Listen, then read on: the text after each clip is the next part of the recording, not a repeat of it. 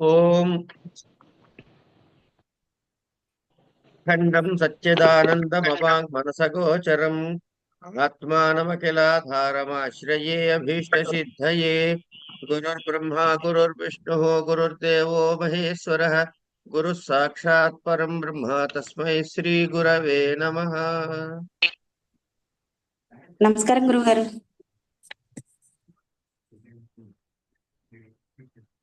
నమస్కారం అమ్మా. నిర్వికల్పస్తు నిర్వికల్పస్తు జ్ఞాతృజ్ఞానాది వికల్పలయాపేక్షయా ద్వితీయ వస్తుని కాకారితాయాశ్చిత్తవృత్తిరతితరే అతితరామేకీభావేన స్థానం ధాతు జలాకారాకారిత లవణా లవణాన లవణానభాసేన జలమాత్రావభాసవద్వితీయ వస్త్వాకారాకారిత చిత్తవృత్తి అనవభాసాని భాసేన అద్వితీయ వస్తు మాత్రం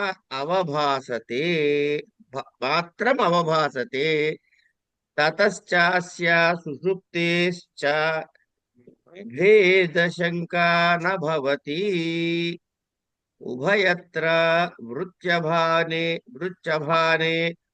సమానేపి తత్సద్భావమాత్రాణయో మాత్రేణ అనయోర్ భేదోపపత్తే.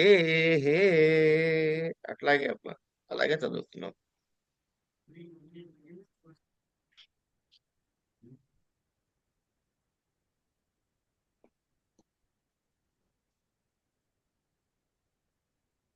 నిర్వికల్పః తు జ్ఞాతృజ్ఞానాది వికల్ప లయ అపేక్షయా అద్వితీయ వస్తుని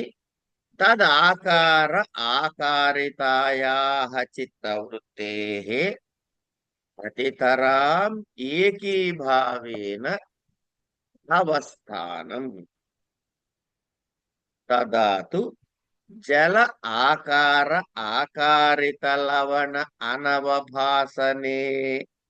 అనవభాసేన జలమాత్ర అవభాసవత్ అద్వితీయ వస్తు ఆకారిత చిత్తవృత్తి అనవభాసేన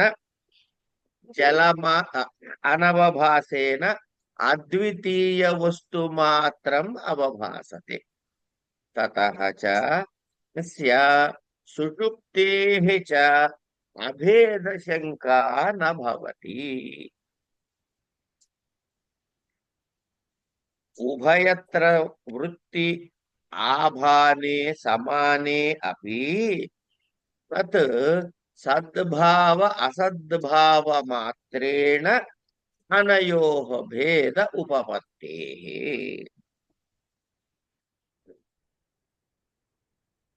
ఏమండి,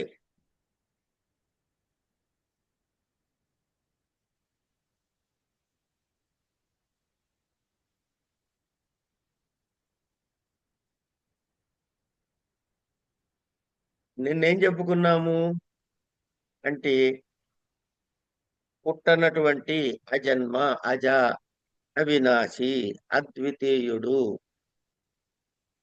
ఇట్లాంటి సర్వవ్యాపక అద్వితీయమైనటువంటి వినిర్ముక్త ఓంకారము అదే నేను అని నిన్న సవికల్పం గురించి చెప్పుకున్నాం. ఇవాళ నిర్వికల్ప స్థితి గురించి చెప్పుకోబోతున్నాం. నిర్వికల్పక సమాధి, యోగికి కలిగే నిర్వికల్పక సమాధి స్థితి గురించి. ఏమిటది అంటే ముగ్గురు ఉంటారండి.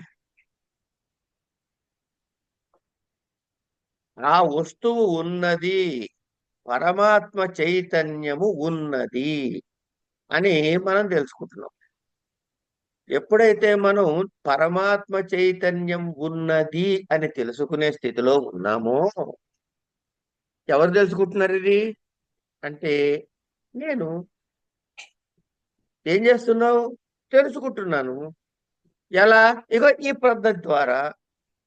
అంటే ఒక జ్ఞాత ఉన్నాడు, తెలుసుకోవలసిన ఒక జ్ఞేయం ఉంది, తెలుసుకోవటం అనే జ్ఞానం ఉన్నది. మూడు అంశాలు ఉన్నాయి ఇక్కడ. జ్ఞాన, జ్ఞాతృ, జ్ఞేయములు. ఈ మూడు కూడా ఎవరు అంటే పరమాత్మ అఖండ చైతన్యం. అందుకే మీరు చూడండి లలితా సహస్రనామాల్లో జ్ఞాన, జ్ఞాతృ, జ్ఞేయ రూప సర్వావస్థా వివర్జిత, అమ్మవారి పేరులో కనపడుతున్నాయి ఈ మాట. కనుక అట్లా నిర్వికల్పం అంటే ఏమిటి? ఇక్కడ మనకి ఏముంటుంది సవికల్పంలో? జ్ఞాత ఒకడు, జ్ఞేయం ఒకడు అనే రెండు అంశాలు ఉన్నాయి. జ్ఞానము అనేది కలిగే పద్ధతి. కనుక ఈ జ్ఞాత జ్ఞేయము అనే భేదం ఏదైతే ఉందో నిర్వికల్పంలో అది కూడా లుప్తం అయిపోతుంది. ఇప్పుడేముంది? జ్ఞాత వేరు, జ్ఞేయం వేరు అనే రెండు లేవు, ఒకటే ఉంది. ఇవి రెండు లోపైతే ఒకటే అయిపోయిందంటే అర్థం ఏంటి? ద్వైత వస్తువు బ్రహ్మము మాత్రమే ఉంది. అంటే ఇప్పుడు మన చిత్తవృత్తిలో ఏం మిగిలింది? కేవలము ఆ అద్వైత బ్రహ్మము యొక్క చైతన్య భావన చిత్తవృత్తిగా ఉంది.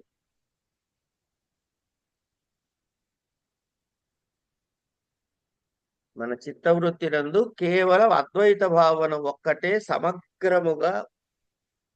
ఇక్కడ రెండవ వస్తువుకి అవకాశం లేదు కదా. ఎందుకు? జ్ఞాత జ్ఞేయం కలిసిపోయినాయి. నేను అది అన్నప్పుడే కదా, త్వము తత్తు వేరువేరుగా ఉన్నప్పుడే కదా ద్వైత భావం వచ్చేది.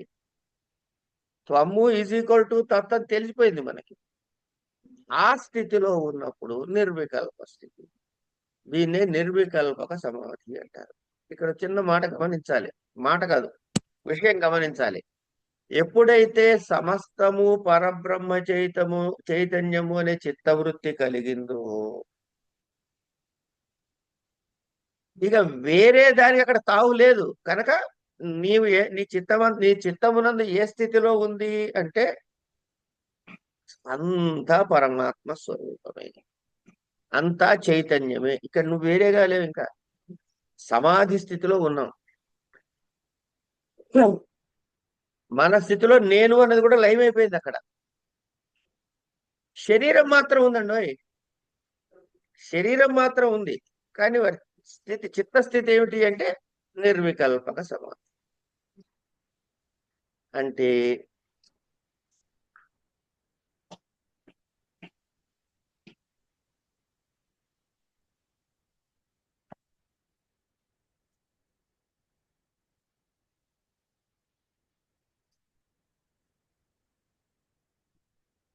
ఇప్పుడు నీళ్లలో సముద్ర జలం ఉంది, అందులో ఉప్పు ఉంది. మనకు ఉప్పు యొక్క స్థితి తెలుస్తోంది జ్ఞాత జ్ఞేయంలో. ఇక్కడ అలా ఏం తెలియదు. ఇంకా కేవలం జలము యొక్క ప్రతీతి మాత్రమే ఉంటుంది. అంటే ఎప్పుడైతే ఈ అద్వైత వస్తు బ్రహ్మమైనటువంటి ఆకారముతో మనం ఆకారితమై ఉన్నామో అద్వైత బ్రహ్మము మాత్రమే ప్రకాశిస్తుంది, అన్యములేవి ఉండవు. ఇది ఎప్పుడు? సుషుప్తి స్థితిలో కూడా ఇలాగే ఉంటాం. సుషుప్తి స్థితిలో కూడా మనకి మనసు ఇంకా పుట్టలే, సూక్ష్మ స్థితిలో పుట్టింది మనసు.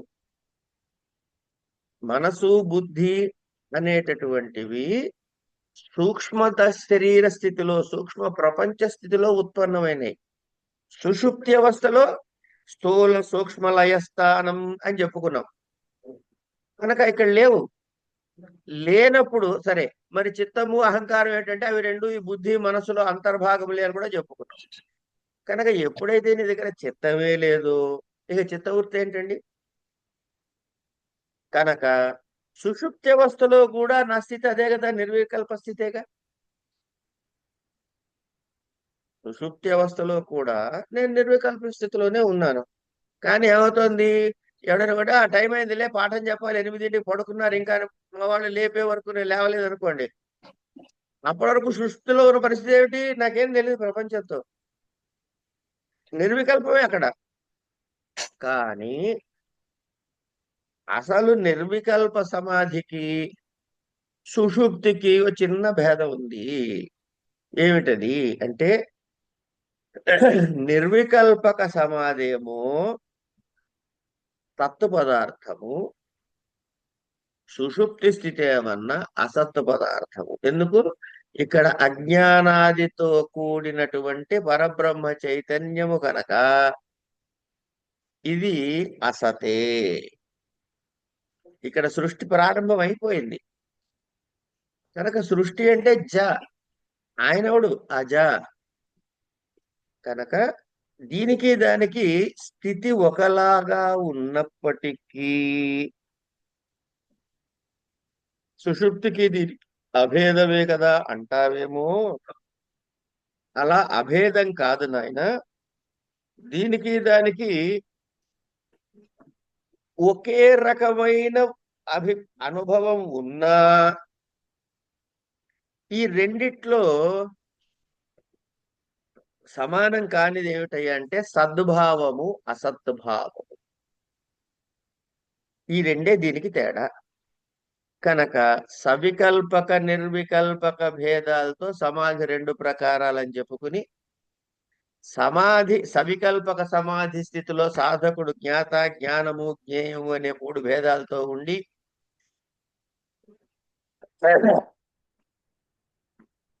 ఈ అహం బ్రహ్మాస్మి అనేటటువంటి అనుభవ స్థితికి వచ్చి అఖండమైన ఆ ఆకారంలో చిత్తవృత్తిని ఏర్పడుతుంది. ఇది సవికల్పకం. ఇక్కడ జ్ఞాత జ్ఞానము జ్ఞేయము, జ్ఞాత జ్ఞానం జ్ఞానము జ్ఞాత జ్ఞేయం ఈ 3 ఉంటాయి. అంటే ఏంటి, సబ్జెక్టు వెర్బు ఆబ్జెక్టు 2 ఉంటాయి, 3 ఉంటాయి. కర్త కర్మ క్రియ 3 ఉన్నాయి. నేను తెలుసుకుంటున్నాను, నేను ఈ అనుభవంలోకి వచ్చాను, ఇవన్నీ ఉంటాయి. ఏ అనుభవంలోకి, ఈ అనుభవంలోకి వచ్చాను. ఈ సవికల్పక సమాధి తర్వాత అంటే ఏంటి, మనకి ఎదురుకుండా ఓ మట్టి ఏనుగో మట్టి చిలకో లేదా పంచదార చిలకో కనపడుతుంటే, సవికల్పకంలో పంచదార చిలక ఉంటుంది, మట్టి ఏనుగు ఉంటుంది, కానీ అది మట్టి ఏనుగు కాదు అనే జ్ఞానంతో. కనుక అవస్తు వస్తు ఉభయ జ్ఞానము ఉంది అక్కడ. కానీ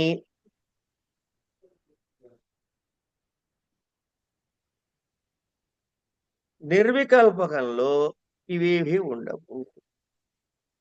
నిర్వికల్ప సమాధిలో ఏమవుతుంది అంటే జ్ఞాత జ్ఞానము జ్ఞేయము ఈ 3 కూడా లయమైపోతాయి. లయమైపోయి ఏ విధంగా అయితే ఒక నీళ్ల ఇది తీసుకోండి మీరు, ఇది నీరు, ఓ గుప్పెడు ఉప్పు తీసుకోండి, ఇది ఉప్పు. నిన్న చెప్పుకున్నాం కదా ఉదాహరణ.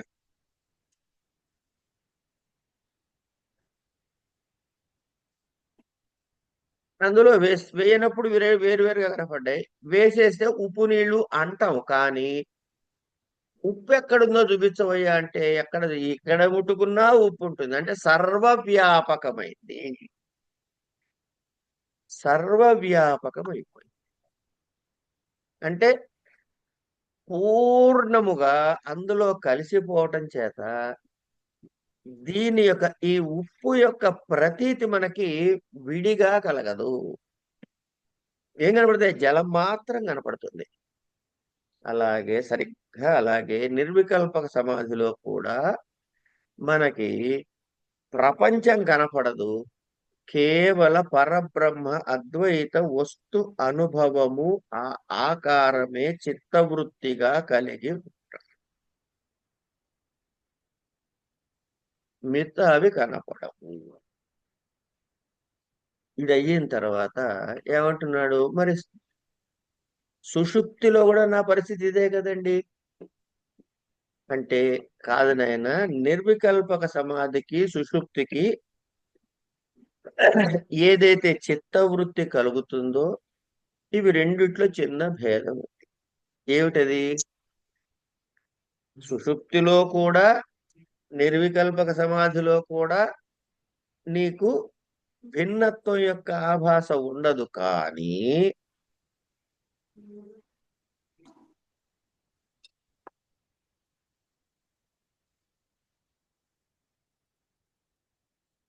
తాదాత్మ్య స్థితి చెందటము అనే విషయాన్ని, ఇక్కడ సత్తు మాత్రమే ఉంటుంది, అక్కడ అసద్భావం ఉంటుంది అని ఈ నిర్వికల్పక సమాధికి సుషుప్తికి ఈ రెండిటి అవస్థలలో ఉండేటటువంటి అభిన్నత్వాన్ని భిన్నత్వాన్ని చూపిస్తాడు. అంటే రెండు ఇలాగే ఉన్నట్టు ఉన్న సుషుప్తి అవస్థ అసద్భావంకి చెందినది, నిర్వికల్పక సమాధి సత్భావానికి చెందినది అనే విషయాన్ని మనకి చూపిస్తాడు. చూపించిన తర్వాత ఇక తర్వాత ఏం చెబుతున్నాడు? ఇప్పుడు ఈ సమాధిలో ఎన్ని రకాల భేదాలు చూపించాడు? సవికల్పక సమాధి,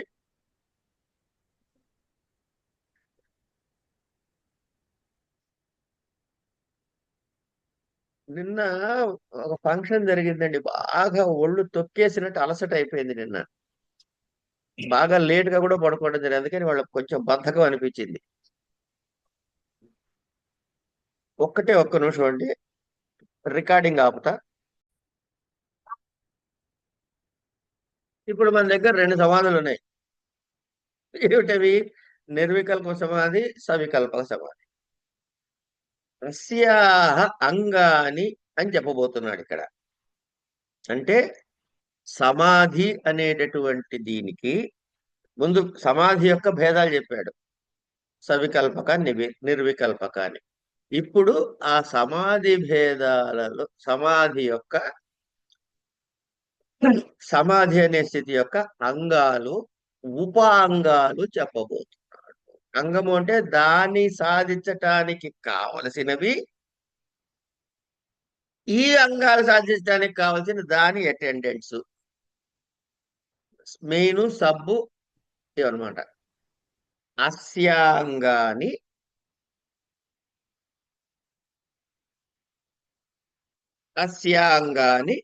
యమ నియమాసన ప్రాణాయామ ప్రత్యాహార ధారణ ధ్యాన సమాధయ. ఇవి దీన్ని ఏమంటాము? ఇక్కడ పేర్లు చెప్పాడు.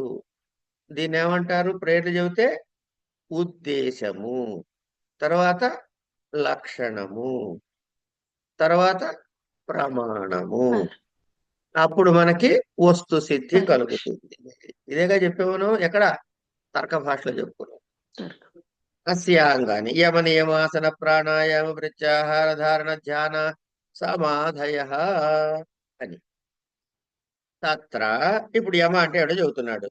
అహింస అహింసా అహింసా సత్యాస్తేయ అహింసా సత్య అస్తేయ బ్రహ్మచర్య అపరిగ్రహా యమా. యమము అంటే ఏమిటి? అహింస, సత్యము, అస్తేయము, బ్రహ్మచర్యము, అపరిగ్రహము. ఈ ఐదిటిని యమములు. తర్వాత శౌచ సంతోష తపస్వాధ్యాయేశ్వర ప్రణిధానాని నియమా. శౌచము, సంతోషము, తపస్సు, స్వాధ్యాయము, ఈశ్వర ప్రణిధానము, ఇవి నియమాలు. ఇప్పుడు చెప్పుకోబోయే ఈ భాగాన్ని మనం అర్థం చేసుకుంటే రేపు చెప్పుకోబోయే యోగ దర్శనంలో ఒక భాగం చదివేసుకున్నట్టు. ఎందుకంటే అక్కడ కూడా ఇవే వస్తాయి అక్కడ. సరే, ఇదేమైంది? నియమం అయిపోయింది.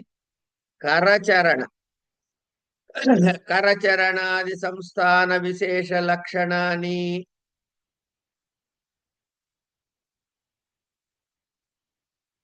కరచరణ కరచరణాది సంస్థాన విశేష లక్షణాన్ని. పద్మ స్వస్తికాదీని ఆసనాని.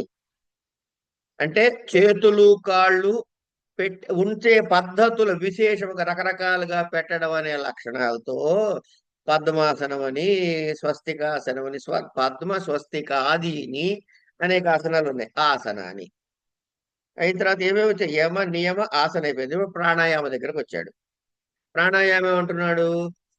రేచక పూరక కుంభక లక్షణా ప్రాణ నిగ్రహేయోపేయా ప్రాణ నిగ్రహోపాయా ప్రాణాయామ.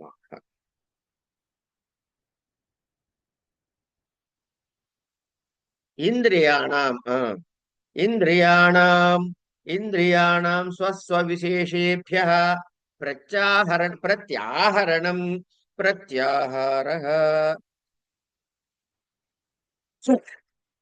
అద్వితీయ వస్తుని అంతరింద్రియ ధారణం ధారణ. తత్ర అద్వితీయ వస్తుని విచ్ఛిద్య విచ్ఛిద్య అంతరింద్రియ వస్తు అంతరింద్రియ వృత్తి ప్రవాహ ధ్యానం. సమాధి తు ఉక్త సవికల్ప ఏవా. సవికల్పకారికి ఏం చెప్పాను అదే సమాధయ్యా అన్నాడు. సమాధి సూక్త సవికల్ప ఏవా.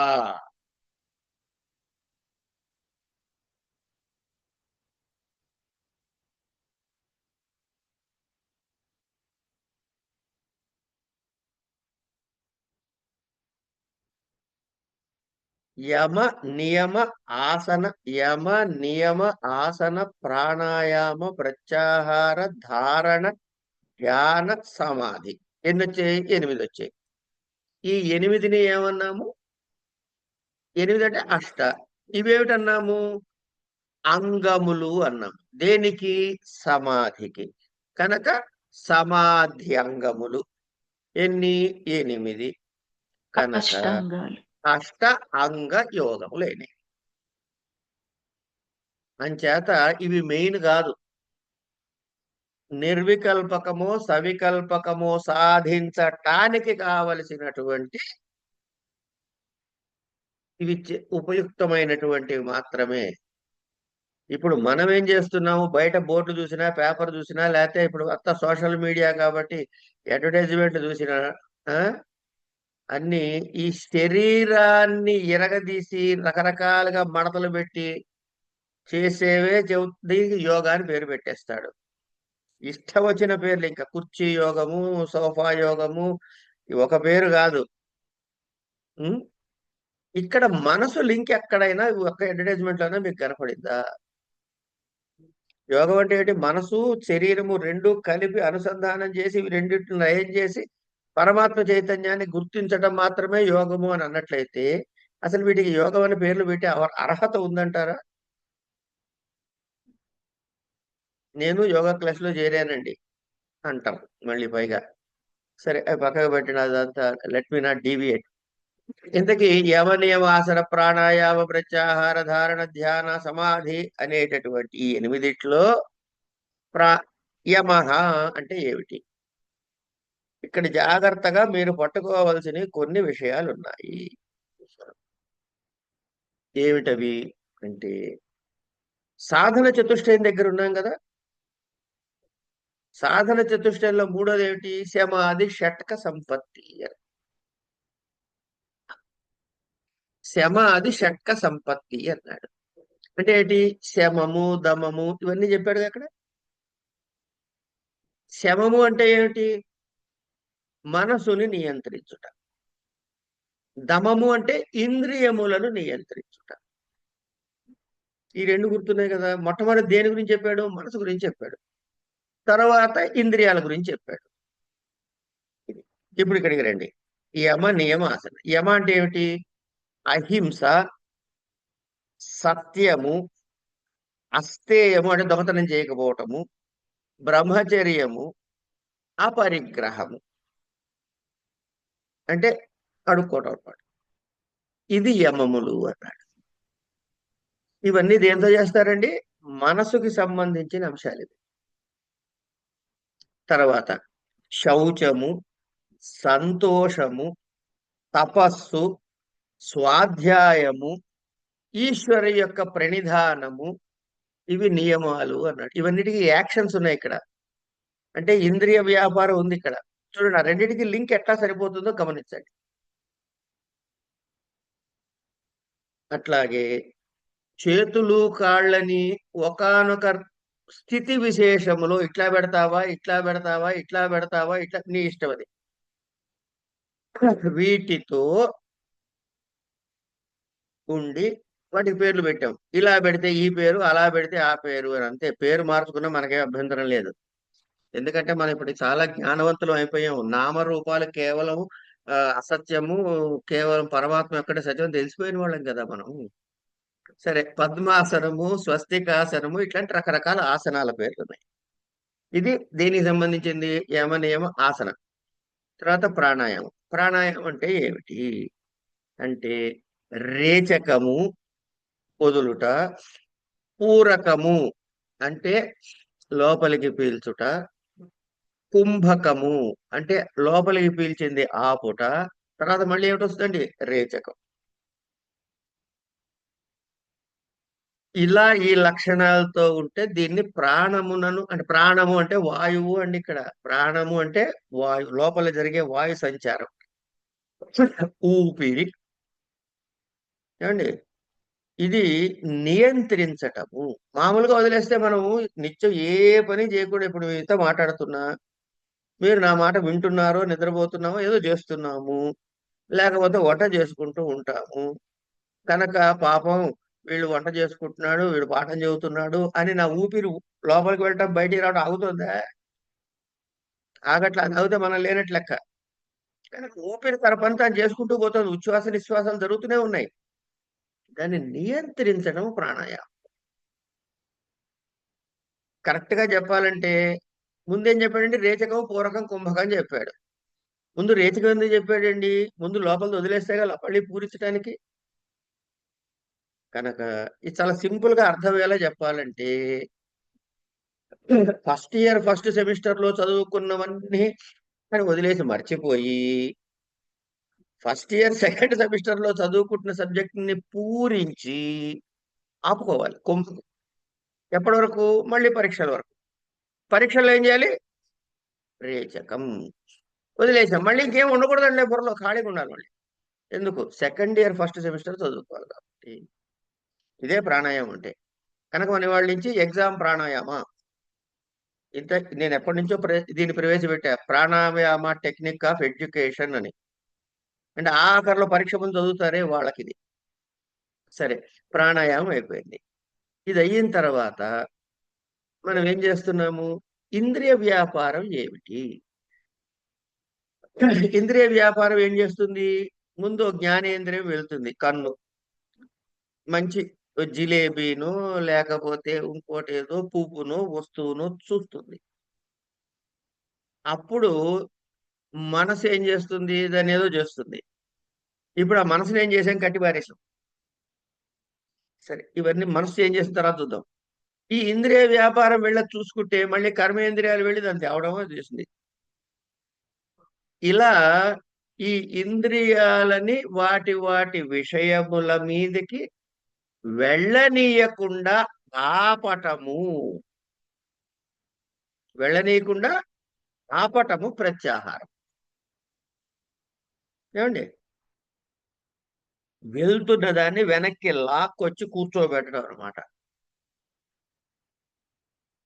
ఇది ఆడవాళ్ళకి, తల్లులకి బాగా తెలుస్తుందండి. పిల్లలు ఆటకు పరిగెడుతున్న గట్టిగా పట్టుకుని వెనక్కి లాక్కొచ్చి హోంవర్క్ చేస్తారు చూడండి బలవంతంగా. అది బయటికి పోతున్న దాన్ని పట్టుకొచ్చి కూర్చోబెడతాం ప్రత్యాహారం. ఇక్కడ మిగిలింది ఏమిటి? ఇంకా అద్వితీయమైన బ్రహ్మ పదార్థం మిగిలింది.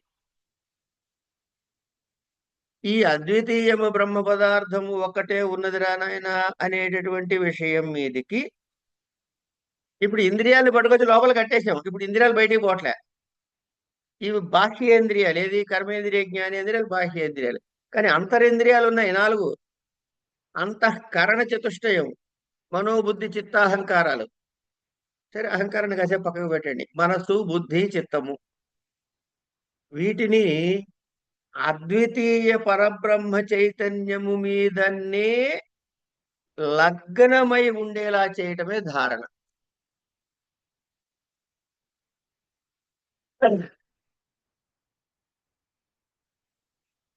తర్వాత దాని మీద నియోగించడే అది ధారణ.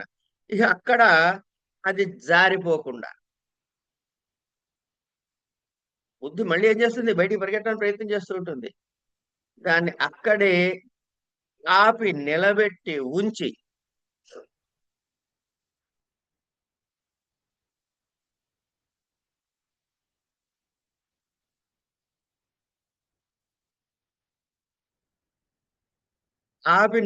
ఉంచాలి. కానీ అదేం చేస్తుంది? మళ్ళీ ఒకసారి పరిగెడుతుంది బయటికి. ఈ జ్ఞానేంద్రియ కర్మేలు అంత అంత తేలిక కాదండి. మనం ఇక్కడ నోట్లో చెప్పినంత తేలిగ్గా వ్యవహారం సాగదు అక్కడ. అది మళ్ళీ పోతూ ఉంటుంది. అంటే విచ్ఛిత్తి జరుగుతూ ఉంటుంది, మళ్ళీ స్థితికి తెచ్చుకుంటూ ఉంటాం. విచ్ఛిత్తి జరుగుతూ ఉంటుంది, మళ్ళీ స్థితికి తెచ్చుకుంటూ ఉంటాం. దీన్నే యోగంలో వ్యుత్థాన స్థితి అంటాడు. వ్యుత్థాన స్థితి అంటే విచ్ఛిత్తి జరిగినటువంటి స్థితి. మళ్ళీ నిలబెడుతూ ఉంటాం, మళ్ళీ సమాధి స్థితికి వెళ్తూ ఉంటాం, మళ్ళీ జారిపోతూ ఉంటుంది, మళ్ళీ సమాధి స్థితికి వెళ్తూ ఉంటాం. ఈ జరిగే ఈ ఎక్సర్సైజ్ ఏదైతే ఉందో ఇది ధ్యానం. ఎప్పుడు విచ్ఛిత్తి జరుగుతూ ఉంటుందో వెంటనే మళ్ళీ పట్టుకుని వచ్చి లోపల కూర్చోబెట్టడం. ఇది ధ్యానం. ఇంకా సమాధి అంటే ఏమిటయ్యా అంటే సవికల్పక సమాధి అని చెప్పాడు. ఈ విధంగా మనకి నిర్వికల్పక సమాధి, వాటి అంగాలు, ఉపాంగాల గురించి పరిచయం చేశాడు. ఈ పరిచయం చేసి అంటే ఇప్పుడు ఏమైందనమాట? 8 రకాలైనటువంటి ఈ సమాధిలో 8 రకాలైన అంగాలు ఉన్నాయి. యమ, నియమ, ఆసన, ప్రాణాయామ, ప్రత్యాహార, ధారణ, ధ్యాన, సమాధి అనేటటువంటివి. ఇక్కడ మీకు ఒక ప్రశ్న రావాలి, కానీ ఎవ్వరూ అడగలేదు. కనుక ప్రశ్న రావాలి, అడగలేదు అన్నా కాబట్టి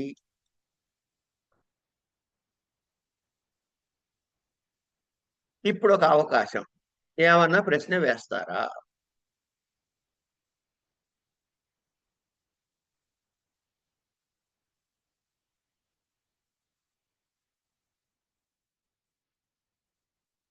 ఎవరైనా ఏమైనా ప్రశ్న వేస్తారా?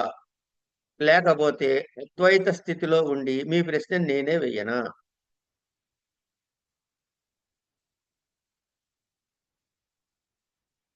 ఏమన్నా మాట వినపడుతోందా? వినబడుతోందండి. మీరే వెయ్యండి, నాకేమీ నేనే ప్రశ్నలు రాలేదు. Right right right right. ఈ ప్యాసేజ్ మొదటి భాగాన్ని తీయండి అమ్మా ఒకసారి. అస్య అంగాని అని మొదలైంది కదా? అవునండి. రైట్. దేనికి అంగాలు ఇవి? నిర్వికల్ప సమాధికి. ఎందుకు నిర్వికల్పక సమాధికి అని చెప్పారు అంటే దీని పూర్వమైనటువంటి మూల ఖండంలో నిర్వికల్పస్తు అని ప్రారంభం చేశాడు. ఏమండి? నిర్వికల్ప సమాధి అని ప్రారంభం చేసి అస్య అంగాని అన్నప్పుడు నేను పాఠంలో ఏమని చెప్పాను? సమాధి, ఈ సమాధికి 8 అంగాలు అని చెప్పాను. చెబితే చివరి ఏం చెప్పాను? 8వ అంగం కింద సమాధి అన్న. సమాధికి సమాధి అంగం అవటం ఏమిటి అని ప్రశ్న వెయ్యాలి కదా. కనుక అందుకని ఆ ప్రశ్న వేసేసా. సమాధి అస్య అంగాని అన్నాడు. ఇది మనం పట్టుకోవాల్సిన పదాలు ఇవ్వండి. అస్య అంటే ఏకవచనమా ద్వివచనమా? ఏకవచనం అండి. మరి అక్కడ ఏమన్నా నిర్వికల్పము సవికల్పము అని రెండు సమాధులు చెప్పాడు. కనుక ఇప్పుడు ఇది ఏకవచనం చెప్పాడు వాడికి సవికల్ప సమాధి కనాలా నిర్వికల్ప సమాధి కనాలా? నిర్వికల్ప ముందు కనాలి. మనం ఎందుకు నిర్వికల్ప. నిర్వికల్ప అన్నాం. ఎందుకు అంటే దానికి ముందు ఇక్కడ సరిగ్గా ఒకటే ఈ అస్య శబ్దానికి ప్రయోగానికి ముందు నిర్వికల్పం చెప్పాడు కాబట్టి. కనుక నిర్వికల్పక సమాధికి ఇవి 8 అంగములు. ఈ చివరిలో సమాధి అన్నాడు మళ్ళీ ఒకటి. ప్రాణాయామ ప్రత్యాహార ధారణ ధ్యాన సమాధి అన్నాడు. ఈ సమాధి ఏమిటి అంటే అది సవికల్పక సమాధి ఏవా అని క్లారిఫై చేశాడు. అంటే అర్థం ఏమిటి? సవికల్పక సమాధి నిర్వికల్పక సమాధికి అంగము అని. అంతేనా కదా? అంతే అండి. సవికల్పక సమాధి నిర్వికల్పక సమాధికి అంగం అంతే. కనుక యమ నియమాసన ప్రాణాయామ ప్రత్యాహార ధారణ ధ్యానాది అష్టాంగ యోగము ఇది అయిన తర్వాత వీటిలో అహింస. యమము అంటే ఏమిటి అంటే గనక అహింస అస్తేయము బ్రహ్మచర్యము అపరిగ్రహము అని. నియమాలు అంటే శుచి సంతోష తపస్వాధ్యాయ ఈశ్వర ప్రణిధానాని అని.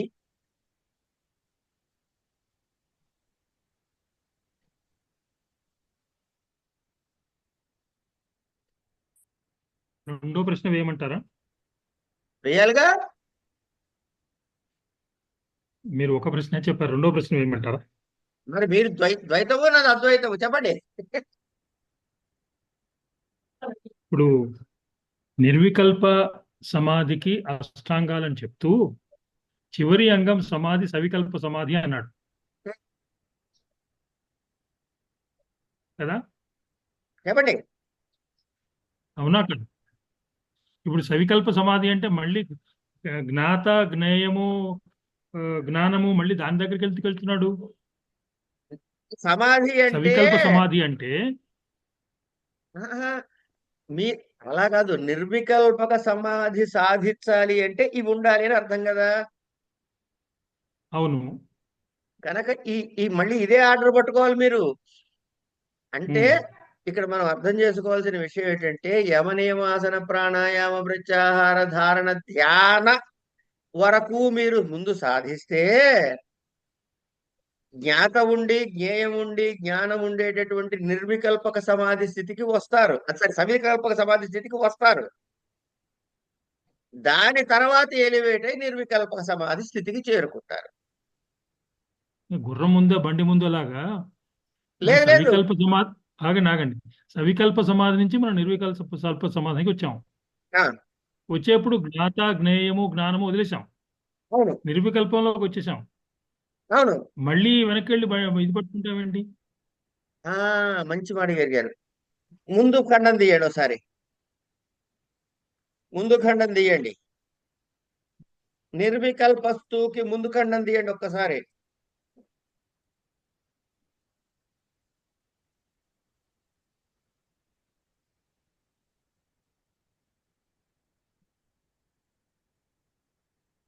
ఎనభై పేజీకి వచ్చేయండి.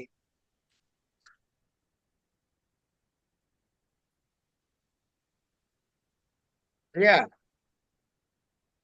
వచ్చాం. 80వ పేజీలో ఏం చెప్పాడు? నీకు తత్తు త్వమ్ము ఈ గ్రంథం వెళ్ళే ఆర్డర్ని పట్టుకోవాలి సార్ మనం. తత్తు త్వమ్ము అసి అనేటటువంటి ఉపదేశక మహావాక్యాన్ని తెలుసుకుని అహం బ్రహ్మాస్మి అనేటటువంటి అనుభవ స్థితికి వస్తావయ్యా అని చెప్పాడు. అంటే మనకి సబ్జెక్ట్ ని ఇంట్రడ్యూస్ చేస్తున్నాడు కదా ఇక్కడ. చేస్తూ ఏవం భూత స్వస్వరూప చైతన్య సాక్షాత్కార పర్యంతం ఈ స్థితి వచ్చే వరకు ఏవం భూత అంటే ఇప్పుడు అహం బ్రహ్మాస్మి అనేది ఎక్స్ప్లెయిన్ చేసాడు మనకి. ఇలాంటి స్థితి ఏవం భూత స్వస్వరూప చైతన్య సాక్షాత్కార పర్యంతం ఇలా నీకు సాక్షాత్కారం జరిగేంత వరకు కూడా 3 ఐటమ్స్ చేయాలయ్యా. శ్రవణము మననము నిధిధ్యాసనం అని 3 యాక్టివిటీస్ చెప్పాడు మనకి. ఏమండి? శ్రవణం అంటే ఏమిటి, మననం అంటే ఏమిటి, నిధిధ్యాసనం అంటే ఏమిటి. ఇలా చేస్తే మనకేమిటి వస్తుంది అప్పుడు అంటే ఏకమేవ అద్వితీయం అనే స్థితికి వస్తుంది. ఇది ఎలా చేస్తావని ఒక ఫలానా ఫలానా ఫలానా వీటిగా చేస్తాను అన్నాడు. అని మననం అంటే ఏమిటి, శ్రవణం అంటే ఏమిటి, నిధిధ్యాసనం అంటే ఏమిటి చెప్పి ఎక్కడి దాకా తీసుకొచ్చాడు అంటే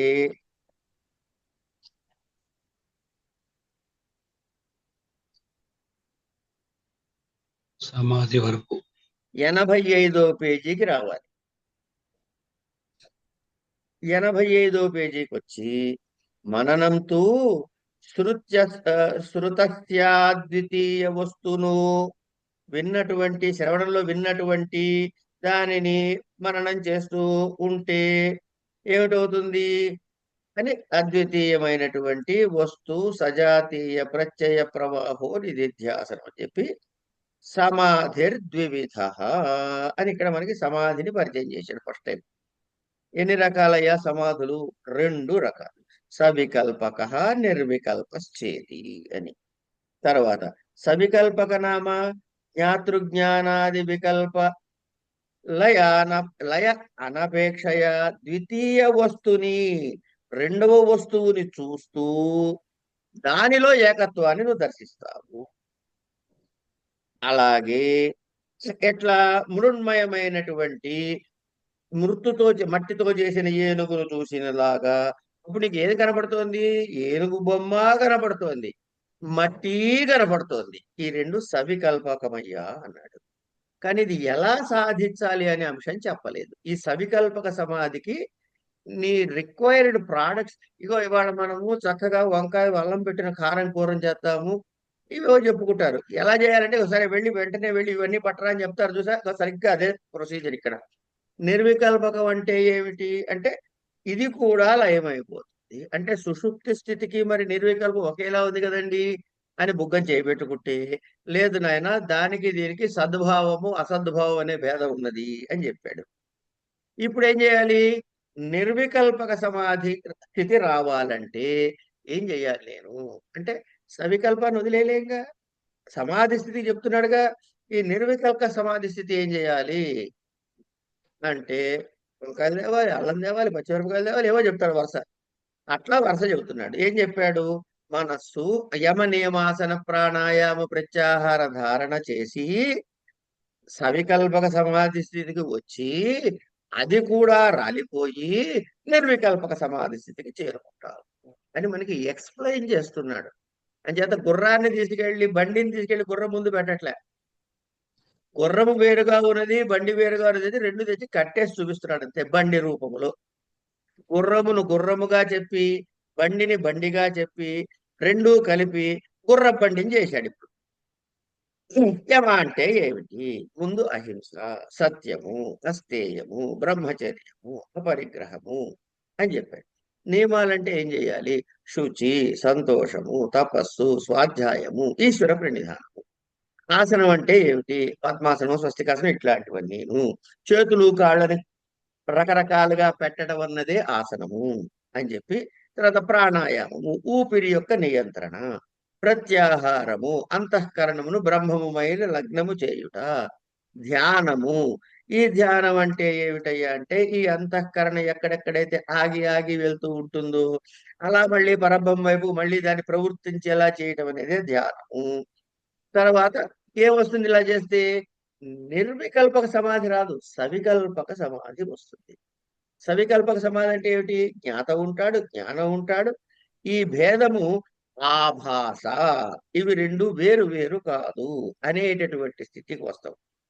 అలాంటి చిత్తవృత్తి కలుగుతుంది, తదాకారమైన చిత్తవృత్తి కలుగుతుంది.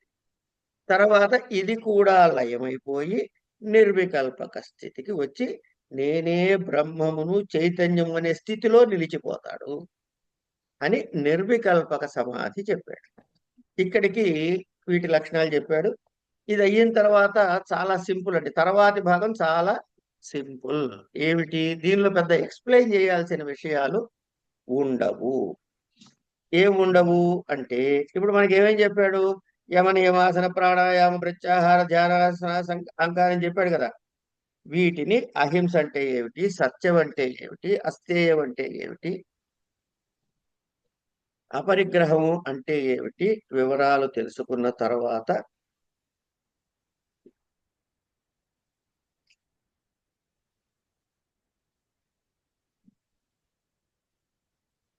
98వ పేజీ దగ్గర మళ్ళీ గ్రంథం ప్రారంభం అవుతుంది.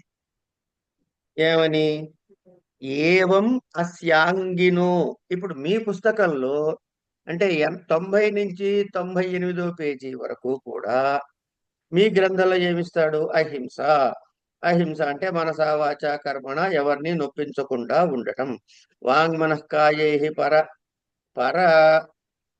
పరపీడావర్జనం అహింస. ఇవన్నీ ఎక్కడివి? వేరే గ్రంథాల్లో వీటికి ఇచ్చినటువంటి డెఫినిషన్స్. ఇవి మనం పరీక్ష దృష్టిలో రాయాల్సిన అవసరం లేదు. కేవలం తెలుసుకోవటం కోసం మాత్రమే ఇవి తెలుసుకుంటే సరిపోతుంది. సత్యము అంటే మళ్ళీ మనకు ఉన్న 3 ఐటమ్స్: మనసుతోటి, నోటితోటి, చేతలతోటి. ఈ సత్యం అంటే ఏమిటి? బ్రహ్మచర్యము. బ్రహ్మచర్యం అంటే అష్టాంగ మైథున వర్జనం. ఏవేమిటవి అని మళ్ళీ వాటి గురించి బ్రహ్మచర్యాన్ని చెప్పారు. బ్రహ్మచర్యము అంటే సెలిబసీ అంటాడు కదా. దేనితోటి కలవకపోవటము. ఈ పదాల్ని దీన్ని మనం లౌకికంగా వాడేటటువంటి అల్పమైన అర్థాల్లో చదవకూడదు. బ్రహ్మచర్యాన్ని డెఫినేషన్ ఇచ్చాడు. బ్రహ్మచర్యం అష్టాంగ మైథున వర్జనం అంటే 8 రకాలైన మైథునములు. అంటే కలపట. మిథునము అంటే కలియుట అండి. 2 కలియుట మిథునం. దాని భావం మైథునం. ఏమేమిటి చేయకూడదుట అంటే స్మరణం, కీర్తనం, కేలి ప్రేక్షణం, గుహ్య భాషణం, సంకల్పో అధ్యవసాయశ్చ క్రియా నిర్వృత్తిరేవ చ. ఏతన్మైథునమష్టాంగం ప్రవదంతి మనీషిణః విపరీతం బ్రహ్మచర్యమేతదేవాష్టలక్షణం అని ఎక్కడ చెప్పాడు? దక్ష సంహితలో ఇచ్చినటువంటి ఉదాహరణ తెచ్చి ఇక్కడ మనకి ఈ గ్రంథంలో విస్తారంగా ఎక్స్ప్లెయిన్ చేసే ప్లేస్ లో చెప్పబడింది. ఇవి మనం నిజానికి పరీక్షలో రాయక్కర్లేదు కనుక ఈ ఈ 8 అంగాలు ఇవి అని రాస్తే సరిపోతాయి. మిగతా వాటి జోలికి మనం ప్రస్తుతానికి పోవక్కర్లేదు. ఇక్కడి నుంచి ఏం చెబుతున్నాడు? ఏవమస్యాంగినో నిర్వికల్పస్య. ఇది రేపు చెప్పుకుందాం. ఇక్కడ ఏవమస్యాంగినో నిర్వికల్పస్య దగ్గర నుంచి రేపు చెప్పుకునే వాళ్ళు బాగా లేట్ గా ప్రారంభం చేసి మీకు వేరే పనులు కూడా ఉండొచ్చు కనుక ఇక్కడ ఆపుదాంలేండి వాటికి. చివరి ఇంకా ఏమైనా ప్రశ్నలు ఉన్నాయా ఇక్కడ? గురువు గారు ఒక చిన్న ప్రశ్న మిగిలిపోయింది. ఆ, 90వ పేజీలో చివరి పారాగ్రాఫ్ లో ఉమ్, ఈ యమ యమ నియమాదులు నిర్వికల్ప సమాధికి అంగములు అన్నాడు. ఉమ్, 98వ పేజీలో ఉమ్, సమాధి సెంటర్లో పేజీ సెంటర్లో యమాది అంగాలు కలదే సమాధి, ఇది సవికల్ప సమాధి అన్నాడు. ఓకే. ఇక్కడేమో సవికల్ప సమాధికి యమాది అంగాలు అన్నాడు, అక్కడేమో నిర్వికల్ప సమాధికి యమాది అంగములు అన్నాడు. ఉమ్. అక్కడేమో నిర్వికల్పం అన్నాడు, ఇక్కడ సవికల్పం అన్నాడు. అవే అంగాలకి ఎలాగా ఈ రెండిటికి ఎలా కుదురుతుంది? అయ్యో, అసలు కుదరటానికి ఏం లేదు, విడిపోతే కదండి కుదర్చడానికి. ఉమ్, ఇప్పుడు సమాధి అని ఒక్క మాటనే పట్టుకోండి మీరు. ఉమ్, ఈ సమాధి అంటే ఏంటి పేరు ఎలా ఎన్ని రకాలవి? 2 రకాలు, ఏమిటవి? సవికల్ప సమాధి, నిర్వికల్ప సమాధి. సరే, ఈ పేర్లు వింటుంటేనే ఏది ముందు ఏది తర్వాత? సవికల్ప సమాధి ముందు, నిర్వికల్ప సమాధి తర్వాత. రైట్. కనుక మీకు సవికల్ప సమాధి వస్తే గాని నిర్వికల్ప సమాధి రాదు. క్లియర్? అవును. రైట్. ఇప్పుడు ఈ నిర్వికల్ప సమాధికి సవికల్ప సమాధి అంగం అవుతుందా కాదా? అవుతుంది. అంగము అంటే ఏంటంటే దాన్ని సాధించేందుకు కావలసినటువంటి మెటీరియల్ అండి. అవునవును. రైట్. అంటే సవికల్పక సమాధి నిర్వికల్పక సమాధికి అంగము. అవును. రైట్. ఇప్పుడు సవికల్పక సమాధి వచ్చే వరకు చేసేవన్నీ కూడా దేనికి అంగాలు అవుతాయి? సవికల్ప సమాధికి అంగాలు అవుతాయి. అవుతాయి. ఈ అంగాలు చెయ్యకుండా సవికల్ప సమాధి వస్తుందా? రాదు అదే నిర్వికల్ప సమాధి వస్తుందా? రాదు కనుక నేను ఇంకో రీఫ్రేమ్ చేస్తున్నాను నా సెంటెన్స్ ని. సవికల్పక సమాధి తన యొక్క అంగములతో కూడి నిర్వికల్ప సమాధికి కారణమవుతోంది. ఓకేనా? అవును సవికల్పక సమాధి అవును తన అంగములతో కలిసి నిర్వికల్ప సమాధికి కారణమవుతోంది. అవును ఇప్పుడు ఈ సవికల్పక సమాధి అంగాలు కూడా నిర్వికల్పక సమాధి పొందాలంటే అవసరమా అనవసరమా? అవసరమే. అంటే దాన్ని అంగాలు అనొచ్చా అనకూడదా? అనొచ్చు అనొచ్చు అన్నావా లేదా? అన్నాం అన్నాం. ఇప్పుడు అర్థమైంది. మనం ఒక పని చేయాలి. ఎక్కడికి రావాలి అంటే ఇవి ఇక్కడ ఒక విషయాన్ని గుర్తుపెట్టుకోవాలండి. ఇవన్నీ మళ్ళీ you just can not change the order. ఈ ఆర్డర్ ని బ్రేక్ చేసి రీఫ్రేమ్ చేయడానికి మనకి లేదు అవకాశం. కనుక యమ నియమ ఆసన ప్రాణాయామ ప్రత్యాహార ధారణ అన్నవి సవికల్పక సమాధికి, సవికల్పక సమాధి నిర్వికల్పక సమాధికి అంగములు. అంటే ఈ యమ నియమాసన ప్రాణాయామ ప్రత్యాహార ధారణ ధ్యాన సమాధుల వరకు కూడా ఈ బ్లాక్ అంతా కూడా నిర్వికల్ప సమాధి కూడా అంగాలు అవుతాయా ఓవా? అవుతాయి. అవుతాయి అవుతాయి అయిపోయింది. ఇప్పుడు మీ డౌట్ చెప్పండి. క్లియర్ అయింది. అంతే. అంటే ఎంఏ చదవడానికి నిర్వికల్పానికి వెళ్ళడానికి బిఏ చదివాము. అంతే. బిఏ తర్వాతే కదా ఎంఏ వచ్చింది. మీరు ఎంఏ చెప్పకండి. అప్పుడు ఆ, మీరు ఎంఏ చెప్పొద్దు.